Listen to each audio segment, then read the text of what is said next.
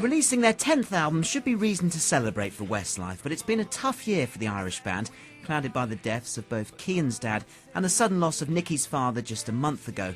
It hit them hard, as did the shock death of their friend Stephen Gately. But tragedy has ultimately now brought them closer together. As a band, we've got closer in the last 3 or 4 months, closer than we've ever been. When it's taken away from you, when somebody's taken away from you like that, that's close to you, or someone like Stephen that was looking forward to his next album, and he's not going to, you know, he can't do that now. And like, if that happened to us, it would just literally, you know, it'd be absolutely horrific. So you just kind of, it kind of puts life into perspective a lot. Big time. There's times when you kind of, I suppose it's dealing with the grief, and there's times when you kind of look back at it and think, you know, or look, kind of take yourself away from it and look in on top of yourself and think, should I be enjoying myself? Should I be, you know, laughing and joking here? And I suppose that's part and parcel with dealing with it. But it's certainly better than sitting at home doing nothing and crying and crying and crying, because I've done all my crying. I just can't cry anymore in that respect. So yeah, I think you feel the same, don't you? I think, you know, you getting back involved and having such a good album has been positive, you know. But yeah, in terms of what's happened to Westlife over the year, whether it be our dads, whether it be, you know, Stephen a little bit, you know, further away from us, it's been a crap year all round in that respect. Yeah, I think we're all looking forward to next year, to be honest.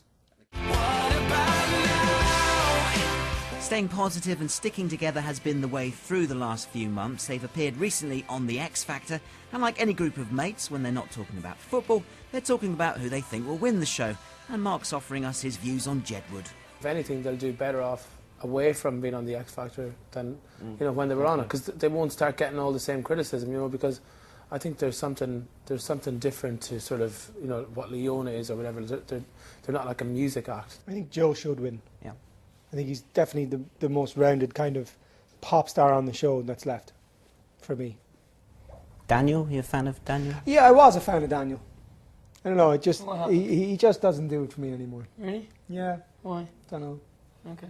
Vocally, I think there's better singers on the show than Daniel. Like, you know, I think people were raving on about his voice. Personally, I'm not mental about his voice at all. I think Joe is the best singer on it. And Stacey, obviously, I think they'll be the final two. I don't think you can compare Joe and Daniel's voices. Joe, I think, is so far ahead of him. I think just like vocally, yeah. I think just like FIFA should allow Ireland back into the World Cup, I think Psycho should allow Jedward back into X Factor. I knew we couldn't get through without mentioning the football again. What do you think of Thierry Henry? Yeah, he's a lovely fella, yeah.